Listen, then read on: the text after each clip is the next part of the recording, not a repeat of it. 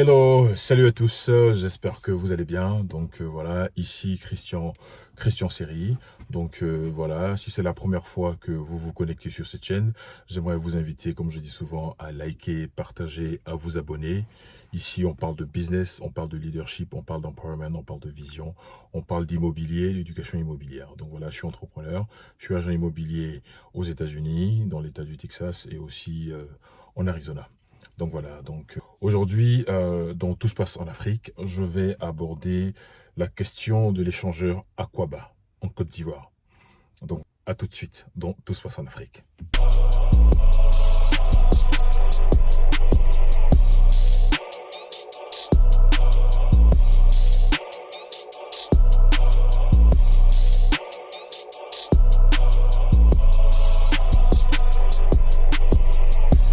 Et donc voilà, bienvenue à Tout se passe en Afrique. Donc voilà, le sujet du jour, nous allons parler de l'échangeur Carrefour Aquaba.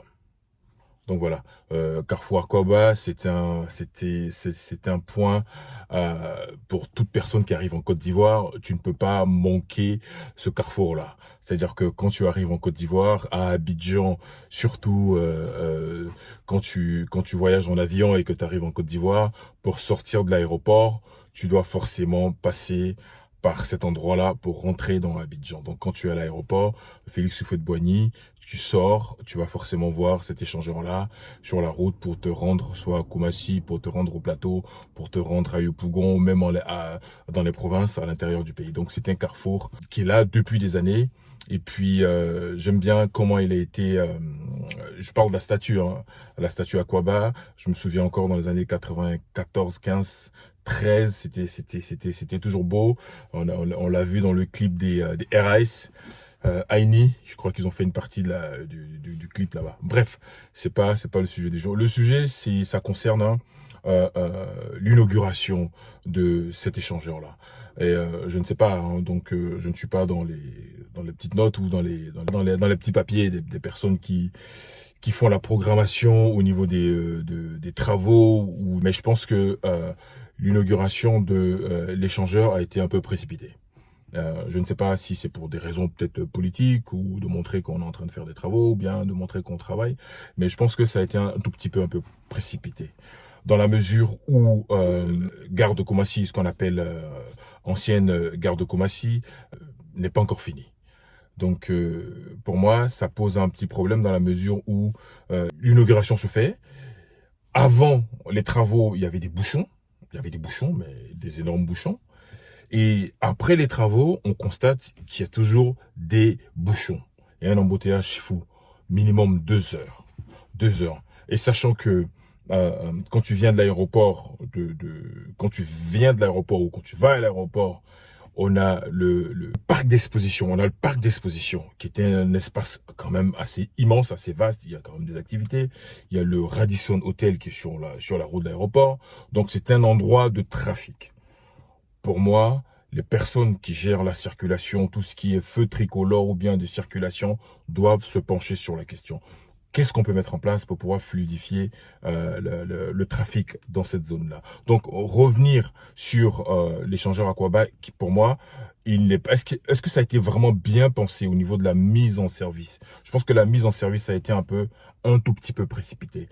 Parce que les bouchons sont encore là. Les gens connaissent vraiment des ralentissements à tous égards. Et on prend l'exemple d'un livreur. Un livreur qui doit livrer, si tu es en moto, bon, ça peut aller. Si tu es en voiture, que tu es livreur, que tu dois faire des courses ou bien tu es un opérateur économique et que tu dois quitter, on va dire, Yopougon, même tu dois quitter le plateau pour te rendre uniquement à Port-Bouët, à Koumassi ou à Marcory, ta journée est fichue.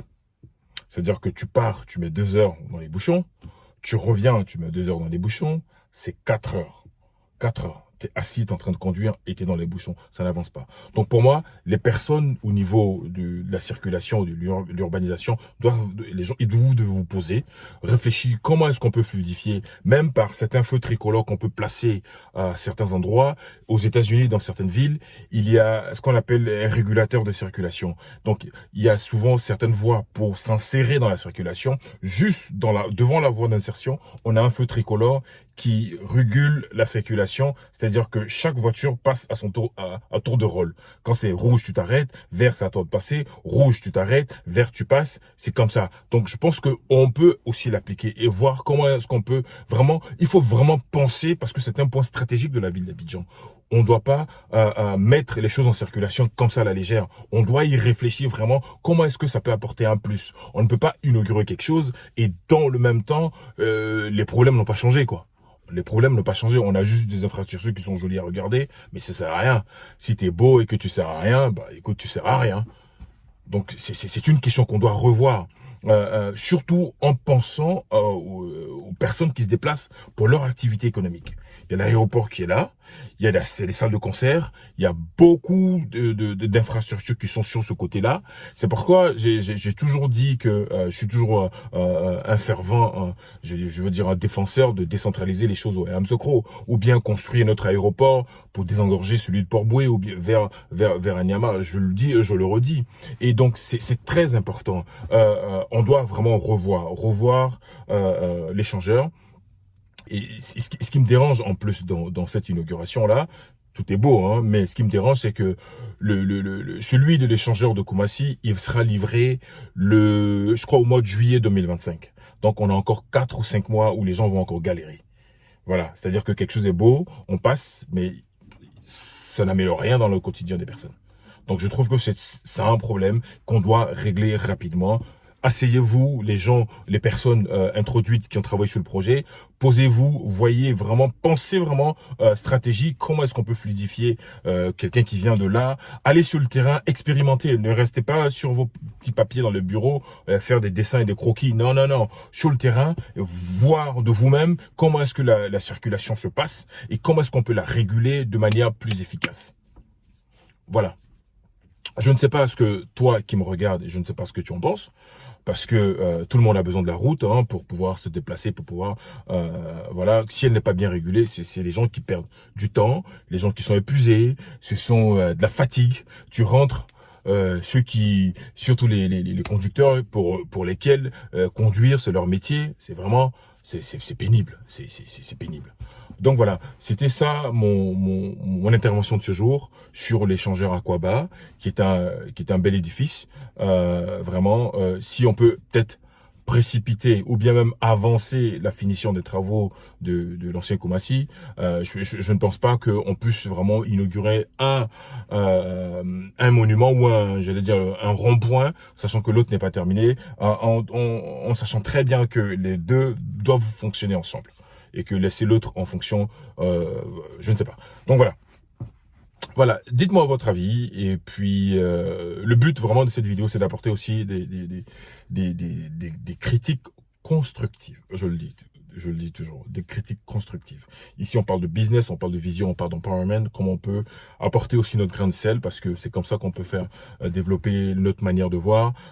Donc voilà, moi je donne mon avis, donne ton avis, dis-nous dans les commentaires. Certainement, ceux qui ont fait les travaux, ils vont lire les commentaires, ils vont peut-être apprécier, ils vont voir comment est-ce qu'ils peuvent améliorer le travail qu'ils ont pu réaliser sur cet édifice-là. Donc voilà, en tout cas, merci d'avoir regardé, et puis on se dit à très bientôt pour une nouvelle vidéo. Allez, salut. Abonne-toi, donne-moi de la force. À très bientôt. Allez, salut. Bye bye.